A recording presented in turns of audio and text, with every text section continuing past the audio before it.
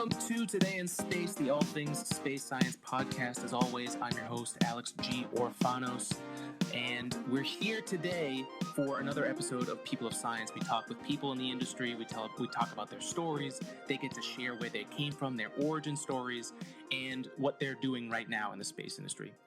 We have a really unique guest here today. You get to see another side of the space industry, of the NASA story that you usually don't get to see. And so, Stephen Barber, welcome to the show. Tell us about what you're all about, what you're doing, and what's coming up here on Independence Day.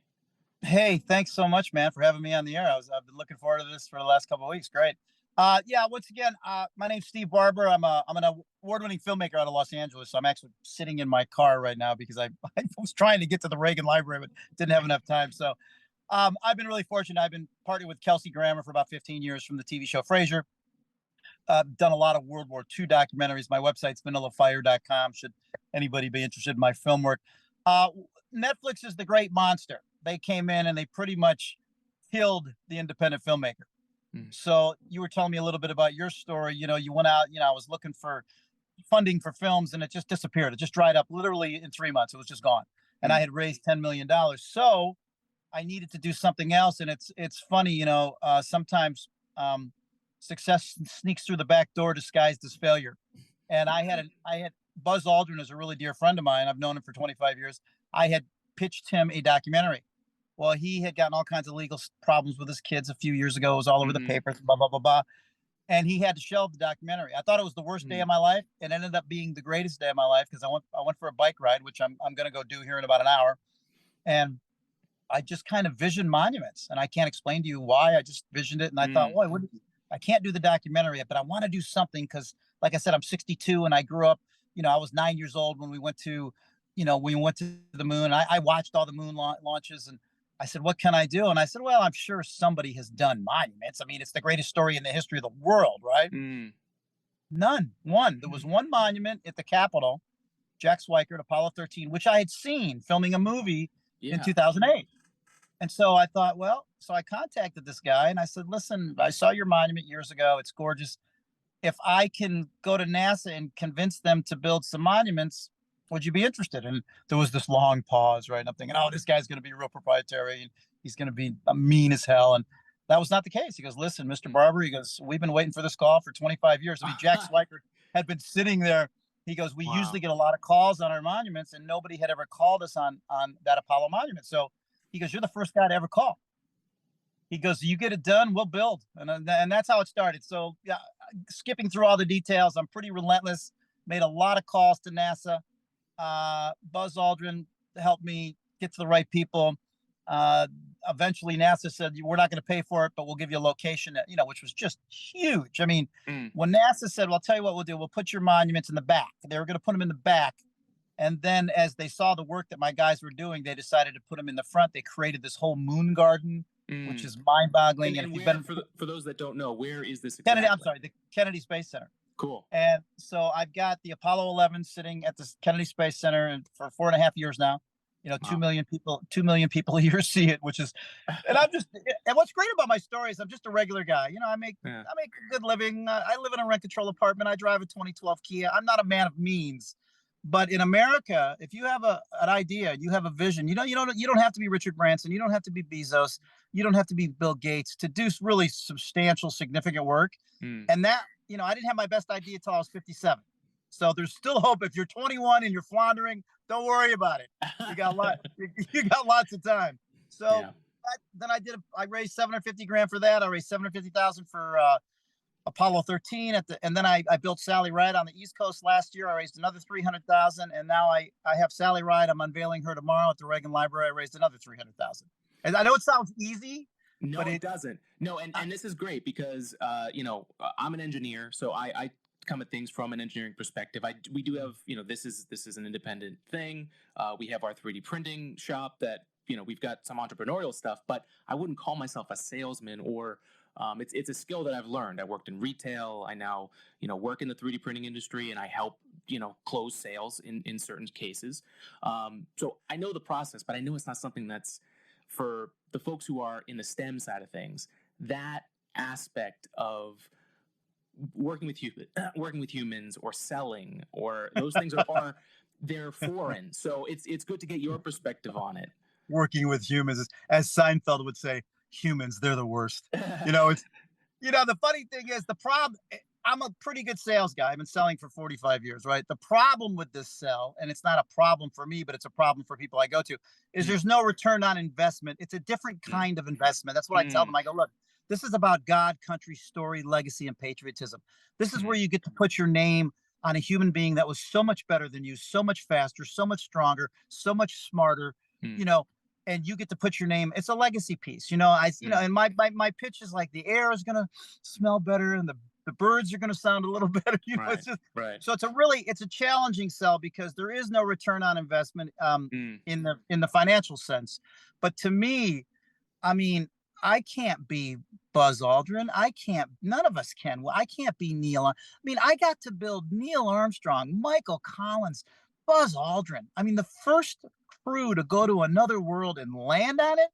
Who am I? I'm no one. But that's the point. Is like, I'm not no one. I'm the guy that this was my destiny. And I know it sounds a bit corny, but there's no way that it couldn't have been because nobody had ever done it in 50 years. So I couldn't be prouder, and I'm pretty excited right now. I'm a little ramped up because it has taken me 9 months to get to this moment where 24 hours from now I'm going to unveil the Sally Ride Monument. We're going to have about 3,000 or 4,000 people at the Reagan Library.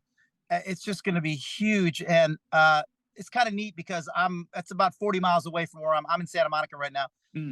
Simi Valley is about 40 miles away where the Reagan Library is, and this will be the first time I have a monument in the state of California. I mean, I already have it; it's in the ground, but for sales purposes, starting tomorrow or the day after, I'm going to start working on Ellen Ochoa, the first Hispanic woman in space, Guy Bluford, the first African American. So I'm kind of going into diversity now. But because I have a monument in California at a presidential library, I'm hoping, and it's just a hope, a modicum of hope, that this will help, grease the wheels a little bit.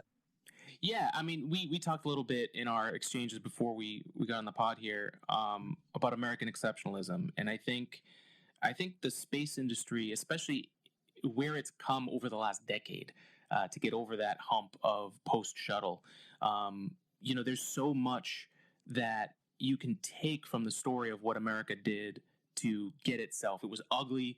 It was brutal.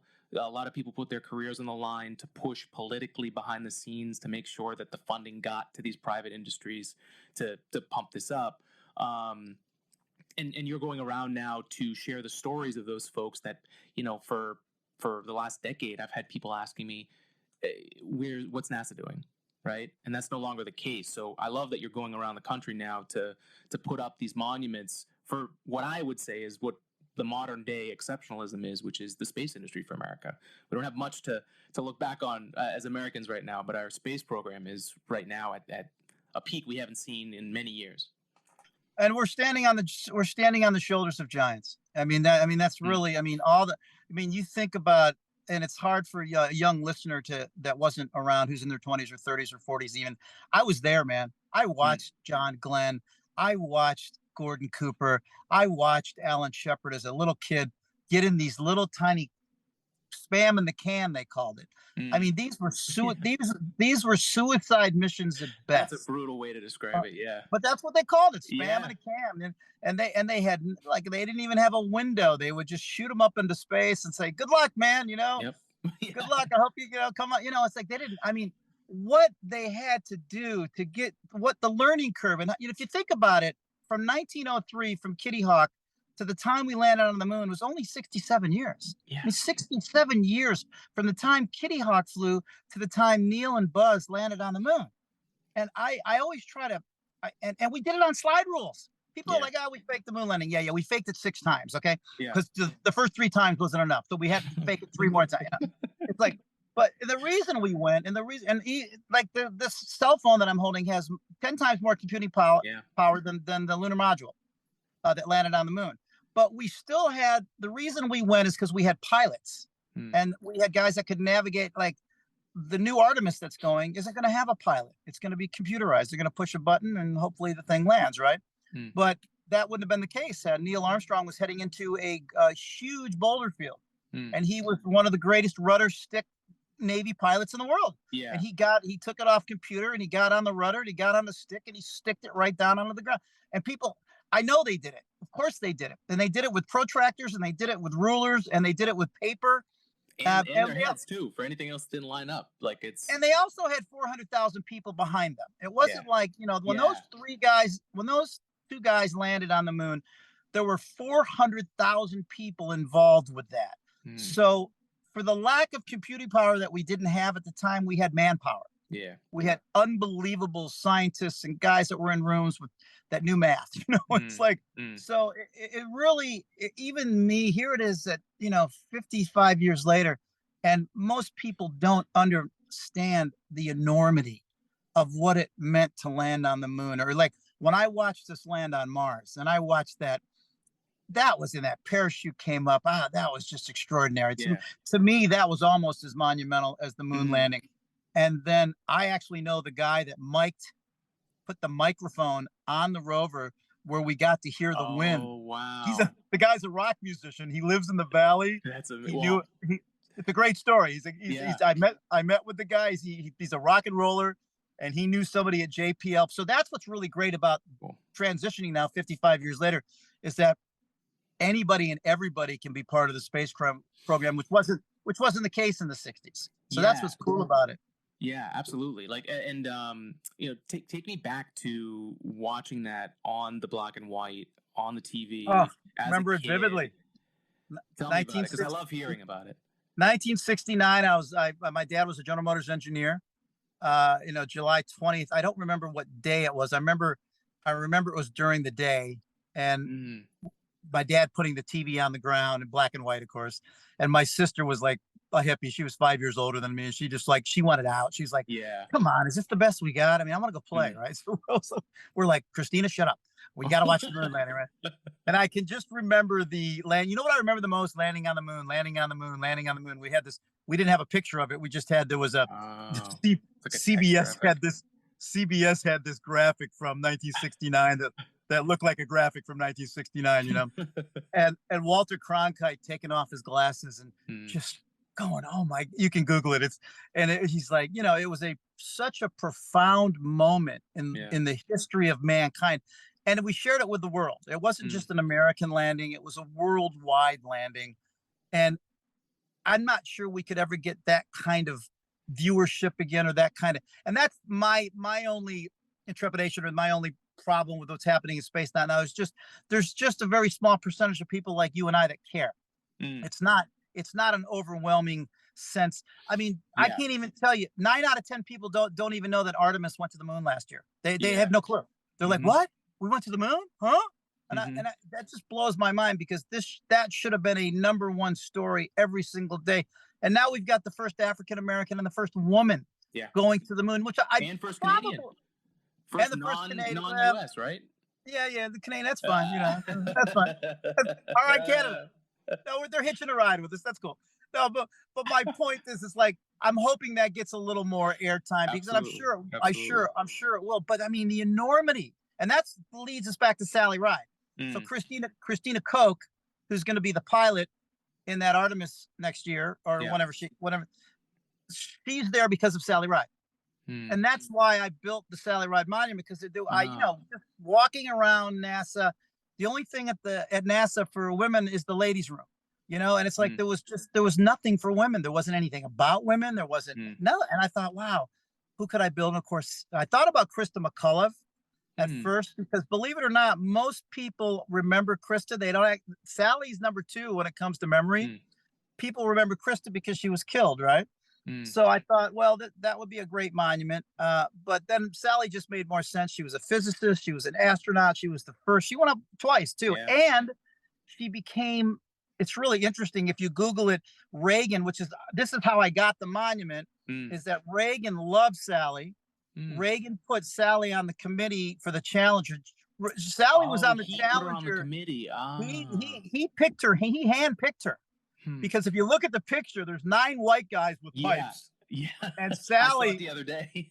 with Sally in this purple blouse, it's hilarious. I was sharing that with her sister. Her sister is going to be there tomorrow, and her 99-year-old mother is going to be there tomorrow You were with saying her that. That's niece. amazing. Yeah, and I feel so good to be able to bring, Yeah. and her mom's still alive. And the last shot, I'm shooting a documentary as well, and I've been shooting for a couple of Cool. years. The last shot is going to be a drone shot of right on Nice. top of Mrs. Ride as we pull the cape, and she looks up, and her daughter's extended arm. For those that haven't seen the monument, it's Sally's about 7 feet high, larger than life. I'll put it up Her here. hand is Yeah. her hand is going into the air, holding the shuttle. And Mm. I actually, I have, I've got a small Sally Ride in the back there. But anyway, it's just I'm giddy. I feel so good. Yeah. And what it took to get to this moment, I can't even, like I said, don't get into monument making. It's not for the faint of heart. The saddest part about this is people in aerospace are really apathetic when it comes to this. I mean, Mm. all my donors came from. I got one aerospace, Northrop Grumman. Kathy Warden, the CEO, is awesome. She's just this, but it took me several years to get her to finally say yes, right? Mm-hmm. So all this funding has come from private means, and me just kind of swinging the bat and pounding people over the head for, $5,000, $10,000. It's all nonprofit. Yeah. And it all adds up. I got about $10,000, Yeah. donation. But you would think a CEO at a major aerospace company who's making millions would, stroke a check for 250 grand. I mean, what's the Sure. big deal, right? Just no interest. So Mm. that's my shoulder. That's my beast of burden, right? Right. But it's okay. It's like I care. And the Yeah. reason Apollo 11 exists, and the reason Apollo 13 exists, and the reason Sally Ride at the Cradle of Aviation exists, and the reason Sally Ride exists here in California is because I care. And that's really, once again, part of the story is like if you have a vision and you care and you overcome and you improvise and you adapt and you swing the bat every single day, you can't fail in this country. You just, it might not be like I wanted to do a Yeah. movie. Right. My vision was to do a movie with Buzz Aldrin, and it morphed into something even better. So.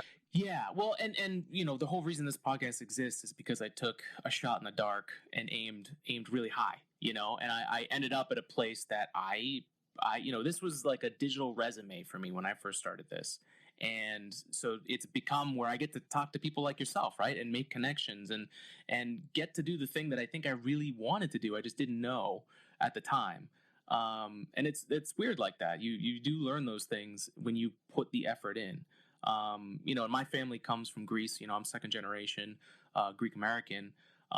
So I've seen the American dream play out, and family both sides came over with a restaurant and built up so the families could live in America, and gave us the opportunity where my generation now we can go do what we can go follow our dreams while they were helping build those.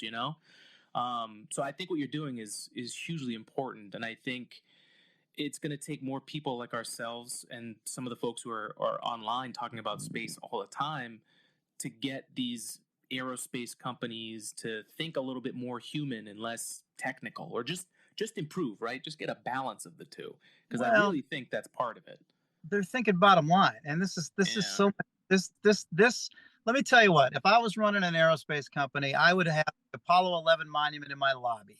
I would have pride in my lobby to inspire a new generation of Americans, because I work with the greatest sculptors in the world. I don't build monuments. I'm a visionary. So Mark and George Lundeen, which are brothers out of Loveland, Colorado, with the master sculptor Joey Boehner, who's their heir apparent.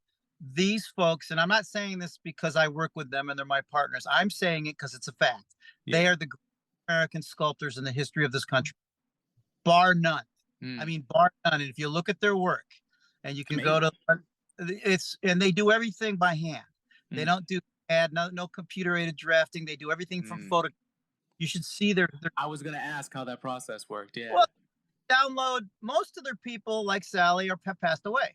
Right. We got real lucky with Buzz. In fact, Buzz is a good friend of mine. I mean, I got pictures and videos of Buzz coming. I went and picked him up in Denver when the monument, because the monument is it's a hot wax bronze, gold and bronze process. So the first 90 days, 120 days, and it becomes a piece of clay.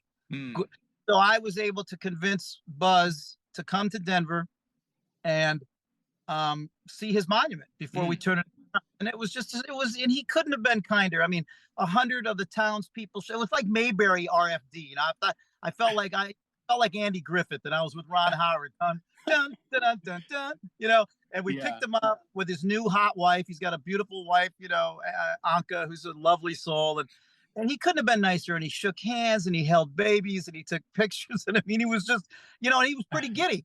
Yeah. He was like, so that was the first time. And it was really interesting to watch the sculptors interact with Buzz, because after that, George comes up, he goes, man, everybody I work on's dead, so it's so amazing to be able to. In fact, he changed the monument after meeting Buzz. So Wow. if you Google the Apollo 11 monument at the Kennedy Space Center, you will see a bunch of dust and dirt on the pants of Buzz and Neil. It actually looks like it's dirty, but that is the Buzz said, when I jumped off the limb, all this dust flew up. And George goes, oh, I got a great idea. Let's put some dust on the pants. So that even it looks dirty, but it is dirty, but it's purposely dirty. It's moon dust. So had Buzz not showed up that day and Buzz said, well, I think you should put moon dust on the pants. He was talking about his experience. And another thing, when I had Buzz in the car one day, I used to take him to the airport. One day the moon was on my left. And I mean, I have this on tape. And I said, I used to call him Colonel Aldrin. He's a general now. He just became a general. I saw. I was there. It was awesome. 500 people. That's so cool. And I said, excuse me, Colonel Aldrin. I was with my wife. I said, where did you land? And it was so awesome. He goes, well, Steve, if you look up to the right quadrant, X59, longitude 60. I'm like, oh my God, I've got the second man on the moon pointing to the moon, telling me where he landed. Right. Amazing. That was one of the greatest experiences of my life. Right. So my vision and my journey doesn't pay a lot of money, but it does pay dividends, unlike anything else. And something else I'd like to share with your viewers and listeners, that right after I came back from Loveland, Colorado with the Apollo 11 and with Buzz, I went into the Peninsula Hotel to get a cup of coffee, and I very seldom go there. And I saw a guy with a NASA jacket on, and I said, God, that guy looks really familiar. And I said, excuse me, sir, are you with NASA? He goes, yeah, Al Warden, Apollo 15. I'm like, oh my God. I'm like, Al. And I said, I built a monument. I'm going to unveil it in 3. Oh, he goes, I heard about you. He goes, oh, he goes, there's a guy you got to meet. He's like, hey, Mike, come here. And I'm like, Mike, dude, it's Michael Collins. Holy. Yeah, I mean, I was just like, I fell over myself. I'm like, Mr. Collins, my name's Stephen Barber, and I'm talking over myself, because like to meet this guy is like, that's like for most people meeting, their favorite movie star or something, right? Totally. And I showed him the picture of him, which he had not seen. He goes, it was about a year before both of them died. They died, both died about a year later. And he goes, I'm a pretty good looking guy. I go, and it was just miraculous. So I'm on this miraculous, extraordinary journey to shine the light on American exceptionalism like no one else on earth. Because what's great about this is there's a million podcasters, there's a million filmmakers, there's 1,000 directors, but there's only one guy building monuments to the greatest heroes in the world in the space program, and that's me. And I don't know why. I can't explain, but I tell you, man, it's very joyful. As you can, it's very rewarding. I wake up in the morning right now, as you and I are speaking, there's probably 70, 80, 100 people in front of the Apollo 11 taking selfies, taking pictures. There's probably 100 people in the Apollo 13 right now taking pictures. There's kids at the Cradle of Aviation. Tomorrow there'll be, so over, that is really rewarding. And I think about that all the time as I'm walking, knowing that I kind of wish I had cameras. Like I wish I had some GoPros so I could kind of see. But I've been to all the monuments after, in the last couple of years, and just went in there on my own and just kind of sat there and sat on the ground and watched hundreds of people come out and get blown away by them and take selfies. And it's really, like I said, there's no dough in that. It would be nice if everybody who took a selfie, I got $1. That would right. That would be great. Yeah, that'd be cool. But it doesn't work like that. So. Yeah. Well, that's beautiful, man. I mean, I think there's something really special about the creative process, how much it gives you in things that are for the soul and for your mind and body and stuff like that. Like it really is. It would always be great if it paid more money, but you get it in different ways. How did you meet Absolutely. Buzz?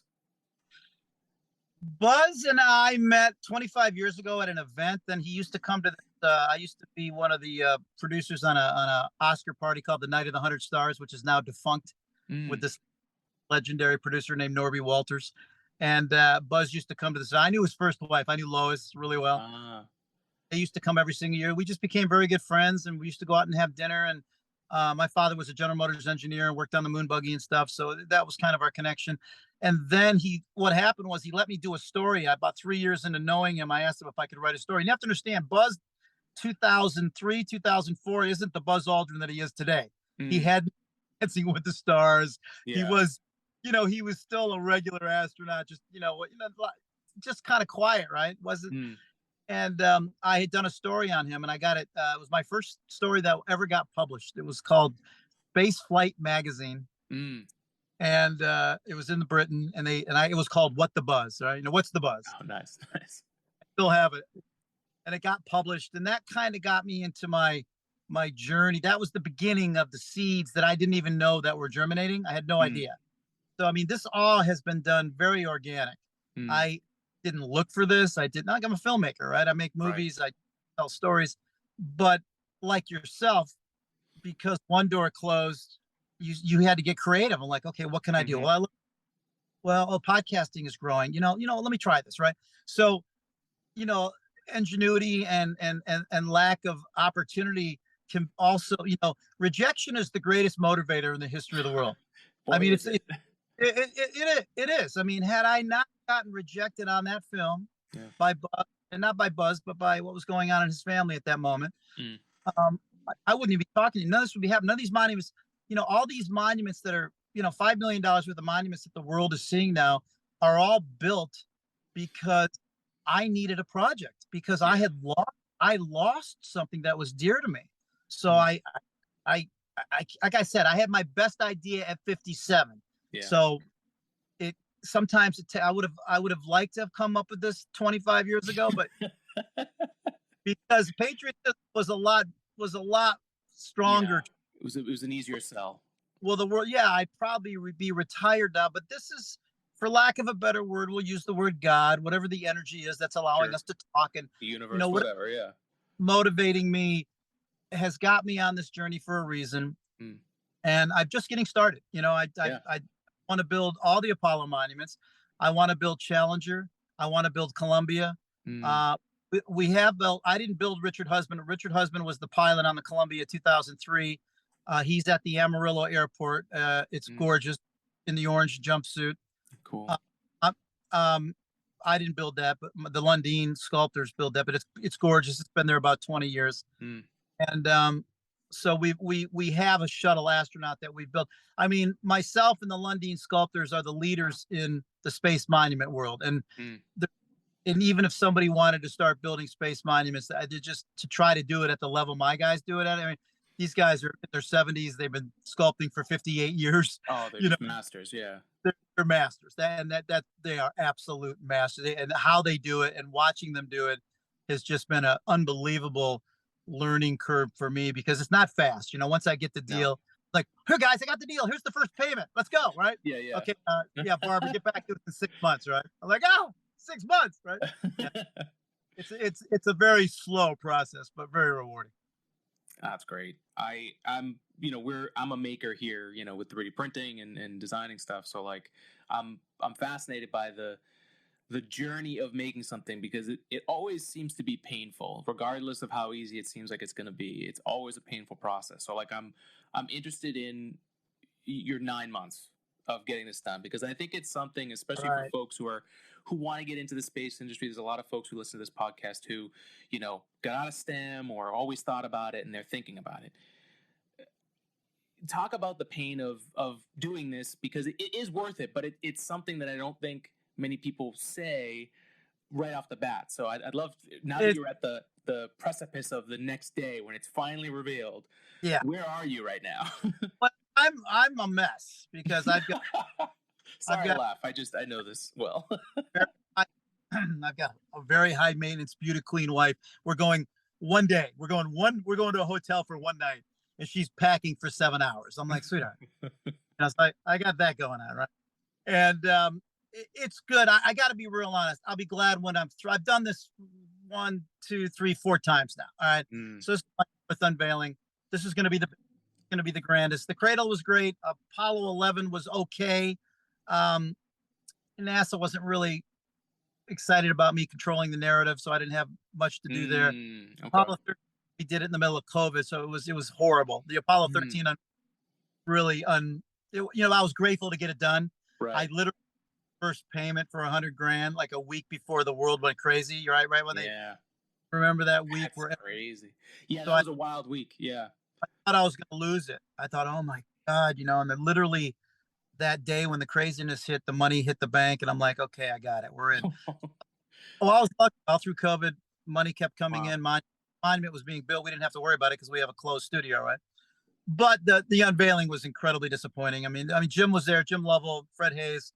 Everybody had masks on. It was just a bummer. It was like, but it got done. It's unveiled. I'd like to have a re-unveiling of the, but it's just exciting, man. It's just there's going to be several thousand people tomorrow. It's open to the public. I've gotten a lot of media. I was on the front page of the Malibu Times a couple of days ago. The local radio station, which is in LA, the local radio station is millions of people, right? So FI's been an announcement. The Reagan Library is a pretty powerful entity. They've got it all over their website. They've been blasting. NBC Nightly News has done a piece that'll be the last piece tomorrow night. In fact, the last component of this is we shot it last week. It took 12 hours to shoot. It's a 90-second segment, but 90 seconds could take a while. I have to shoot because they're not going to screw up. I have to shoot, and I've got 2 camera guys and a video guy, so I have to shoot the unveiling with the cape coming off, and with 30 minutes, I got to send that to NBC so they can cap that off as their last shot because that segment. Yeah, there's a lot going on, man, and plus I have, I've got my I got my speech right here. I got my speech.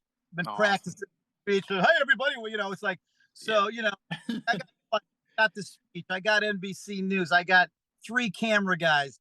I've got 3,000 people. But it's awesome. I mean, it's just like, but I just it's like getting shot out of a cannon. I'm just like, okay, let's just through this. I'm going to feel great once it's bittersweet because I don't want it to end because, at 2:00 tomorrow, I'm unemployed, right?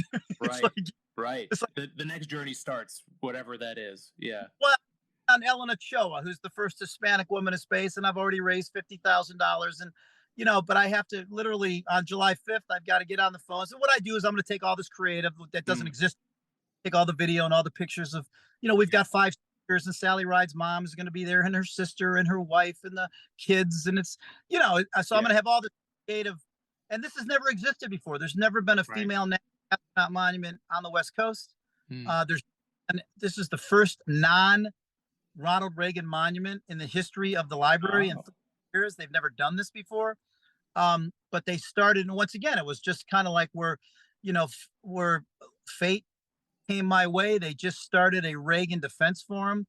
Part of the library got a $100 million stealth fighter. They've got a F-14 the Tom Cruise Tomcat plane. They've got an Abrams tank, and Sally at the gate. She's going to be kind of when people walk out of Air Force One. I don't know if you've ever been to the Reagan Library, but they have the 7. No. It's awesome. It's an incredible library. They actually have an entire pavilion where the 707 is located, and President Reagan's helicopter and his. Oh no, dude, it's unbelievable. It's just like it's massive. It's probably 200,000 square feet. And you get to walk the plane, and it's that's pretty sweet. They got a mannequin holding the nuclear football. It's hilarious, and you look at this technology. This was Kennedy's plane. JFK. It was Lyndon Johnson's plane. It was Jimmy Carter's plane. It was George Bush 1's first plane before the 747 didn't come until 91, right? Wow. So you look at the technology, and it's ancient, right? It's like a 707, but it's so cool. Pristine, and it's the blue and white.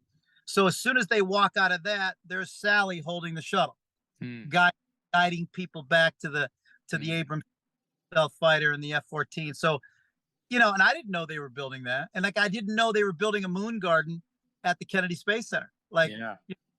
so I guess the harder I work, the luckier I get. Yeah, it's funny how that works.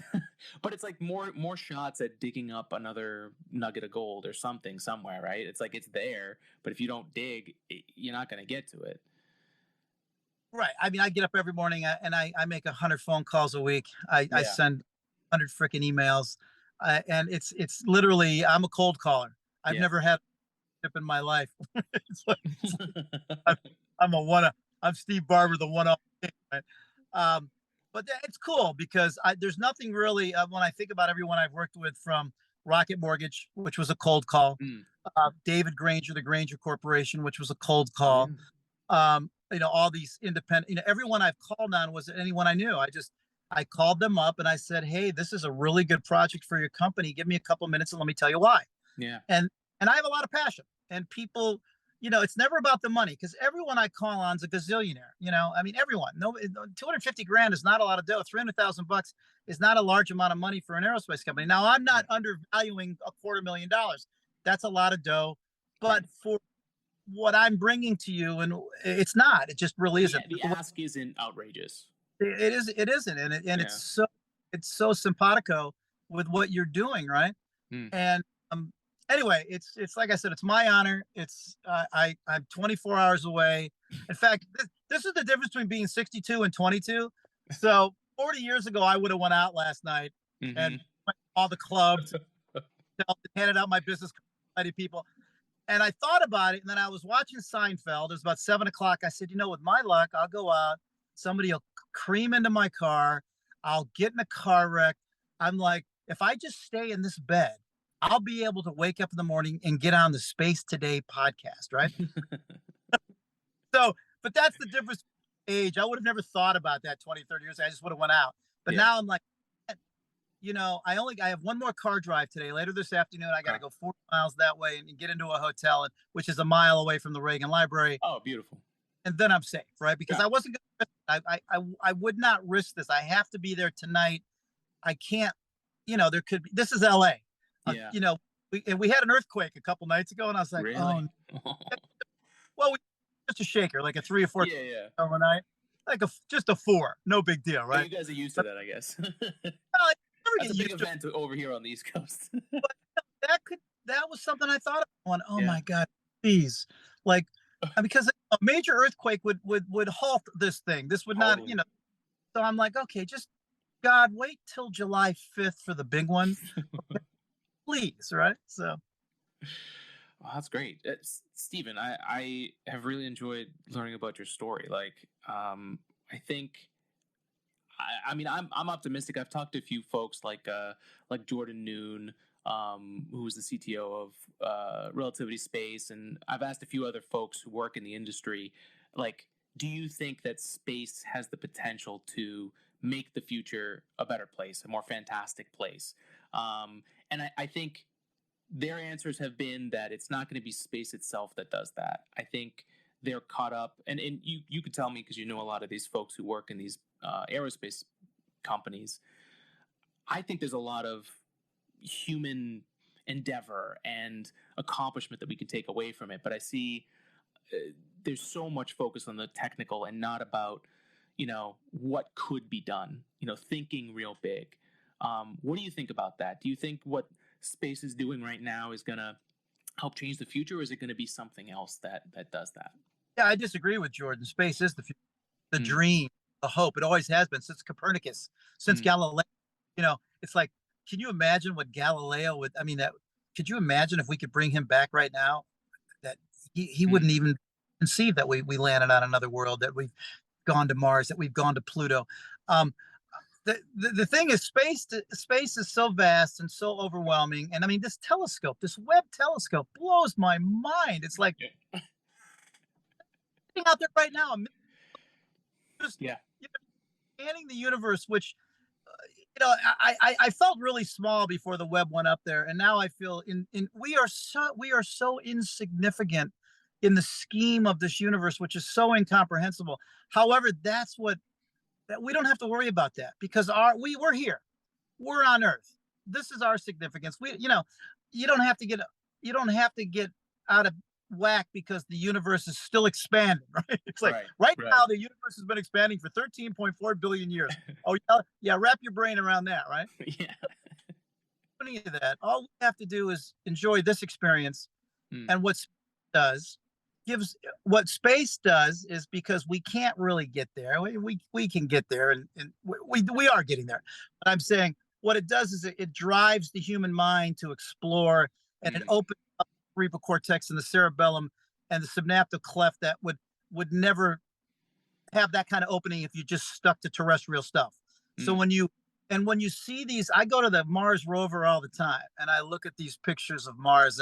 And when I first heard, it was really profound for me because I met the guy who put the microphone on the Curiosity, or whatever the name of the rover is up there. And when I heard the wind for the first time, it sounded like wind, but it was wind from another planet.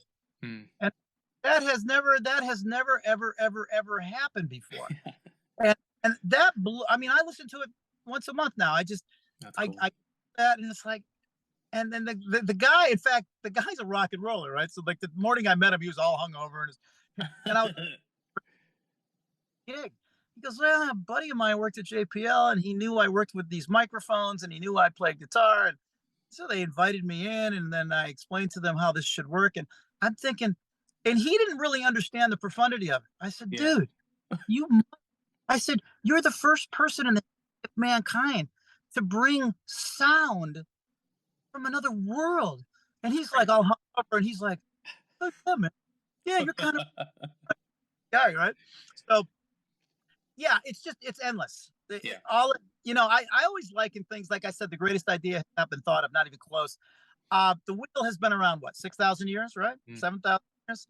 And we dragged our suitcases around for till 1991. It was like look at pictures of me as a little kid. I'm dragging my grandfather. I'm holding got a suitcase under here. And one day, some guy in '89 was at the Dallas airport or wherever, and he looked and he said he saw people dragging their suitcases, and he went, oh, wait a minute, I've got an idea. Let's put a wheel on a suitcase. Like, why did that take until the late '80s or the '90s? And I always think about, who is that guy? Good. Yeah. And that's my point, is like nobody had ever thought about building Apollo 11, or if they had, they didn't accomplish it. Yeah. And I don't know why, but that was my wheel moment. That was every one of us, all 8 billion of us have a wheel moment. We all have that in us. And that's why there's so many hundreds of millions of songs, because it's endless. The way you put together notes. So just you could write a great #1 hit tomorrow that nobody's ever heard, right? So every human being has the capability of coming up with the next greatest idea. That's what I've learned, because until I was 57, I'd made some movies, I'd had a modicum of success, and but there were, like I said, there was a million other filmmakers. There were a million. And then when I came up with I call it my wheel moment with Apollo 11, that's when I went, oh my God, well, if I can do this, I'm just getting started, right? So what it did is it opened up all these doors in my mind that were never opened before. And that's what the human mind is it's so compartmentalized. There's so many doors that are shut that other doors will not open up until certain things. That's what I'm learning as I go through this journey for me. Yeah, no, I mean, you described the image or the premonition, whatever you want to call it, of like the statue. And I really do think some of those profound things happen like that. And I mean, the whole special relativity, general relativity thing, there were multiple people that had a very similar thought at the same time in different places around the world, and those people picked it up and ran with it. And it's kind of crazy. Kind of crazy. Yeah, absolutely. So I got one last question for you. Sure. And we can go wherever from this. But right now, I follow a lot of creators, especially in the space area, who are putting themselves out there, talking about space and sharing stuff all the time. And you mentioned how kind of small the space industry is, and how many people don't really even know that the Artemis program is going to the moon. Could you expand a little bit more on that? Because I feel like in the bubble of the internet, I think there's folks. I mean, I've even had this thought a few times. If there's all these people posting online, why should I put something else out there? Or me? Oh, they've already heard it before. Maybe it's just going to be boring. Could you expand on that a little bit and why that's Well, probably wrong? just like I said, I'm a lot older than you, and I'm a little more tainted, maybe a lot more tainted. The problem with the great device that we're on right here, the iPhone, which is the most profound instrument. I mean, what Steve doesn't even know what he did after he. I mean, this thing exploded after he died. Yeah. The amount of Here's the problem, and it's a big problem. Before the iPhone, only certain people had a voice. Hmm. And to get that voice, you had to be very brilliant. You had to be bright. You had to be on one of the networks. You had to be a writer. You had to be a journalist. You had to be a scientist.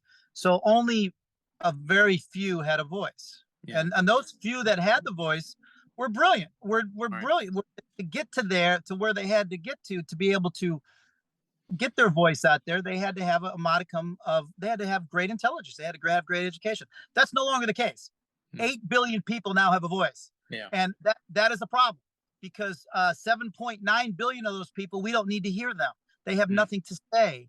And it's, I mean, you've got a 17-year-old kid. I go to Instagram. I find Instagram just an unbelievably creative, interesting paradigm. And I see more motivational speakers that are like 19 years old. I'm like, life coaches. You're 12. You can't. There's nothing you can tell me. I'm not saying that you're not a bright guy. I'm just saying, right. I mean, you haven't journeyed. You know nothing. You can't know anything at 19. But I just find it, and that's the problem. Is there's so many people that there's too much clutter. There's not just clutter. There's billions. I mean, look at the podcast thing. You're actually in a very small percentile that gets 20, 30,000 downloads. That's huge. Yeah. Because it drops off precipitously. Everyone has a podcast, but they have about 7 listeners. Right. Joe Rogan is the only guy that figured it out. For some reason, he went exponentially viral, and he's got, making $100 million a year, but he's it. Right. He's the only guy in the podcast. Yeah, after that, it drops off. Yeah, absolutely. I mean, wildly. I could start a podcast tomorrow. I don't, unless I can be number one, I'm not interested. Right. So it's just, but that's the problem, is there's too much. I can't even imagine being a 21-year-old kid today, or 25-year-old kid, because the only thing they know is this iPhone. They've never been to a library. There's so much disinformation. Like I said, they think, I can't even tell you how many kids think we faked the moon landing. I can't even go there with them, because it's not their fault. Right. It's the phone. It's the iPhone. It's Instagram. It's Snapchat. It's all the crap, all the minutia that we're. Plus, how cheap is it to get a flight to Florida to go see it? You could probably just go any week this year and see a rocket launch. It's like, but the problem is it's not a priority. See, the first space race, it was national pride. It was about beating the Russians. It was about, it was the Cold War. It was like we were coming out of World War II. Yeah. I mean, it was apples and oranges. None of that even exists today. Kids don't even, I was born 17 years after World War II. Both my grandparents were in World War II. I'm a World War II filmmaker. I know what 19-year-old kids did in 1944. I know guys that climbed that cliff on Normandy and got, pummeled by and I know the profundity of and the work ethic that was America. That no longer exists. It's above my pay grade. I'm pretty much just an observer of the insanity of what's going on, because at the end of the day, I've done the math. Most people die in their 80s. I'm 62. If I live to be 85, I've got 6,221 days left on Earth. There you go. Now you have 3 times that. You have 18,000 days left on Earth, right? And I'm a real pragmatist. I'm like, I got so much time, and I feel like $1 million. I'm gonna go ride my bike right now. I'm gonna come up with another idea, right? But at the end of the day, I got, this body is a vessel that just dies, and I'm not scared and not terrified or anything, but there is a lot of things I want to do before it expires. Yeah. And I'm on the back 9. I'm on the 16th hole, and I mean, I get that. You're on the 3rd hole. Yeah. You've got a long way, and I want, you to take that away from this. I want you to realize how fortunate you are that you still have your entire life in front of you Mm. and how much that you can do. Because nobody ever told me that at 33. Yeah. Nobody, at 33, I was out of my mind. I'm sober 22 years. 25 for uh, me. Yeah. yeah, I'm sober 22 years. Sobriety is a big part of my story that I don't talk about very much, but it's like sobriety is the reason you and I are talking. Yeah. Sobriety is the reason I built these monuments. I just got real lucky, and I've got a lot of friends that are out there that aren't sober, that aren't, aren't living this great. So that's a different podcast. We should do one. Yeah. I mean, my story, I was hopelessly addicted to cigarettes. And actually right before Really? this podcast started, I actually just transferred that addictive energy to this. So I don't know if I fixed the problem, but I transferred it into something way more healthier. Yeah, So cigarettes. Yeah, I smoked. I quit 30 years ago, but yeah, the best thing you could have yeah. ever done. Oh my God. Yeah, I know. Especially now that it's longer than I'm off them longer than I smoked them, which is a crazy, crazy thing. Good. Yeah, thank you. But we should definitely talk about that another time. I think addiction's a whole other part of the story that I think America's dealing with right now that we're not really talking about in a powerful way. Well, I'm honored to be on your show, man. This is, like I said, I want to, if this does come out tomorrow morning, anybody's in California, we are unveiling at noon at the Reagan Library. It's going to be a great day. It's America's birthday. It's free to the public. They're going to have presidential lookalikes. They're going to have barbecues. They're going to have, it's going to be to me, I'm a Republican, so this works out okay. I'm a conservative Republican filmmaker. And, for me to be at the Reagan Library on July 4th, it's not a place that I would have went. I live at the beach. Yeah. would have went down to the beach, but it's just like I said, I'm being guided by forces that are much whatever's guiding this planet and allowing us to breathe. And I'm one of those guys that walks around and just am amazed with all the crap we've done to this planet that we can still breathe. Yeah. It's amazing that it's amazing that this planet, and everybody's like, oh, AI is going to kill us. Well, I hope, what, if AI deems the human race is useless, then that's great. I think, because the planet will take care of, everybody's like worried about the planet. The planet will take care of itself. It always has. 4 million years ago, you couldn't breathe here. It was, it was just a gaseous, unhospitable place, Yeah. but the planet will eradicate any disease on it. And I think, man, including myself, the amount of plastic my wife and I throw away, and it's horrific. I'm like, my carbon footprint, I'm one guy with a woman and a dog and a cat. Yeah. And my carbon footprint is horrific. It's crazy when you think about it. Yeah. So anyway, like I said, that's another podcast. That is another podcast. I'm excited to be part of this. And everybody go to space today for the rest of your life. This is the greatest podcast in the world. That's my opinion. Thanks, Stephen. I appreciate it. So any last words? I feel like we've been saying last words here for a little bit. Yes. Once you taste purpose, the taste of simply existing is completely unsatisfying. Find something that's purposeful. Forget about, it's all about, this whole world is about making money. I've had a lot of money. I have no money now. I'm going to have a lot of money again. I will have no money again. That's who I am. That's always been the story of my life. I'm a project guy. I either have $500,000 in the bank or I've got $50. And today I got $50 because I spent $70,000 getting to this moment right this second to get this all set up. I spent all the money I made on the monument, which isn't a lot, just to get to this moment. And it's good. July 5th, like I said, I'm unemployed and I got to go find another gig. And I've got 5 or 6 different monument deals I'm working on, but I have to start all over again, get on the phone, get that CEO on the phone, convince him to talk to me, convince him to write a check, blah, blah, blah. It's doable. I've done it, but it ain't for the faint of heart. Yeah. Stephen, thank you so much for being on Today in Space. I really appreciate it. My honor. Where can folks find you? I have a film website, vanillafire.com, which you can see all my movies. My email's on there as well if you want to contact me. And, if you've got an extra $750,000, you want to build 3 space monuments, I'm your guy.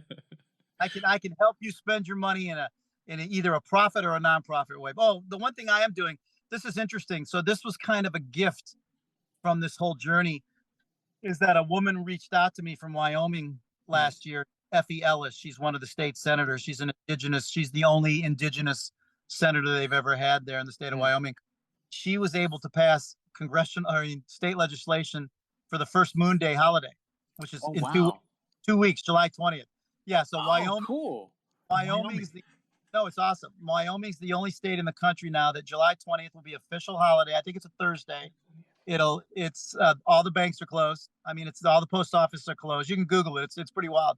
So I'm going out to Wyoming and get a little bit of press. I want to build a duplicate Apollo 11 in the state of Wyoming. Awesome. So I'm working on that as well. But I'd also like to get some other states to recognize, and I think that's what we need to do. Is this woman was so anti-Kardashian and so anti-Hollywood and all the crap she was seeing. She goes, I want to come up with a holiday that has some meaning. So, and she was inspired by the Apollo 11 monument. She went down there to the Kennedy Space Center. So I was like, oh my God. So I actually inspired her to come up with this legislation that got passed, that got signed by the governor. So July 20th is the first official state holiday in the history of Wyoming for the day we landed on the moon, so I want to take that now. I want to go back and take her inspiration that she got from me, and I want to take it to the state of California. I want to take it to the state of Florida. Florida should have this. I want to take this to DeSantis and say, hey, listen, let's have July 20th. I mean, we're giving holidays away like they're freaking, I'm not even going to get into the holidays that shouldn't be holidays, right? And it's like, if we should have a holiday, and we do now in one state, that recognizes the greatest feat in the history of mankind. Why wouldn't we, right? So anyway, that's kind of cool. So I'm working on that. Cool. Well, Stephen, keep at it. Keep building these monuments and spreading, modern stories of American exceptionalism, and getting people inspired every time they come and see it. Like I love this Moon Day idea. Keep at it, man. Thanks for joining us. Stay off cigarettes. Do not smoke. That's it. See you, man. Ciao. All right. Thanks for joining us, everyone. Have a great one. Happy Independence Day, and we'll see you in another episode of Today in Space. Be good. Ciao. Be good.